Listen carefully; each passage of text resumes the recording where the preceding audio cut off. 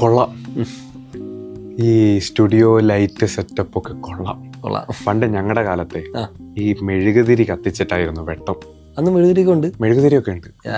ഇത് കൊള്ളാം. അതൊരു കാര്യം പ്രത്യേകം നിങ്ങളെ കൈ കിട്ടിയ ഒരു കാര്യം പ്രത്യേകം ചോദിക്കാനുണ്ട്. എന്തായിരുന്നു? ഈ ആപ്പിൾ തലയിൽ വീണെന്ന് പറഞ്ഞ സംഭവം അത് ഉള്ളതാണോ തള്ളാണോ? എവിടെ പോയാലും ഈ ഒരു ചോദ്യമാണല്ലോ.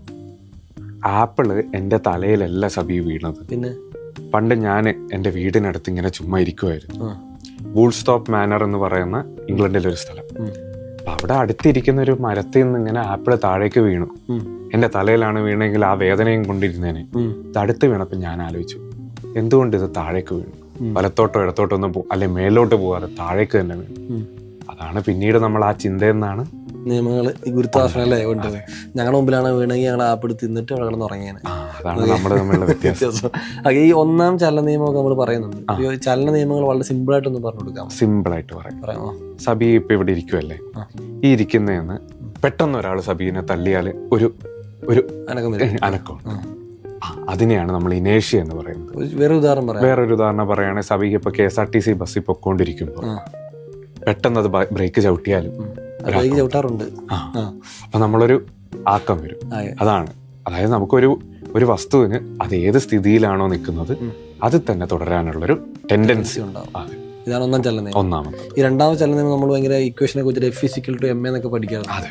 എന്താണത് സിമ്പിൾ ആയിട്ട് പറയുകയാണെങ്കിൽ rate of change of momentum, അതായത് ഒരു വസ്തുവിൽ ഉണ്ടാകുന്ന ആക്സിലറേഷൻ അത് അതിന്റെ ഫോഴ്സിനോട് പ്രൊപ്പോർഷണൽ ആയിട്ടാണുള്ളത്.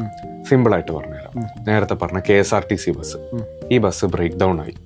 ഇതിനെ ഒരു പ്രത്യേക ഒരു ആക്സലറേഷനിൽ തള്ളണം, ഒന്ന് നീക്കണമെങ്കിൽ നമ്മൾ കൂടുതൽ ഫോഴ്സ് കൊടുക്കണം. അതേസമയം ഇതൊരു ചെറിയൊരു കാറോ സൈക്കിളോ ആണെങ്കിൽ തള്ളാൻ കുറച്ചും കൂടെ എളുപ്പമാണ്. ഫോഴ്സ് അത്ര മതിയാവും. അതായത് ഭാരം കുറഞ്ഞ വസ്തുവിനെ ഒരു ആക്സലറേഷനിലേക്ക് എത്തിക്കാൻ നമുക്ക് കുറച്ച് ഫോഴ്സ് മതി. മൂന്നാം ചലന നിയമം നിങ്ങളത് വളരെ യൂണിവേഴ്സൽ ആയിട്ട് പറയുന്ന ഒരു കാര്യമാണ്. Every action has an equal and opposite reaction. Cinema dialogue അല്ലല്ലേ? സിനിമ ഡയലോഗ് അല്ല, അത് പ്രകൃതിയിലൊരു ഡയലോഗാണ്.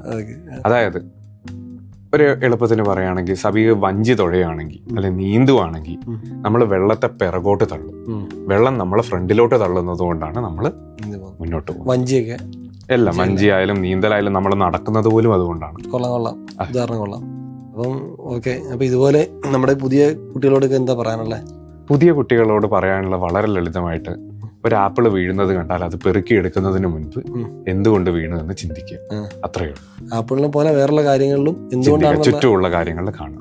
അത്രയേ ഉള്ളൂ. ഓക്കെ. അപ്പൊ ഇത്തരത്തിൽ നമ്മുടെ ചരിത്ര പുരുഷന്മാരൊക്കെ നമ്മൾ ഇതുപോലെ ഇന്റർവ്യൂവിൽ കൊണ്ടുവരും. അപ്പൊ അടുത്ത ആരെ വേണമെന്ന് നിങ്ങൾ കമന്റ് ചെയ്തു.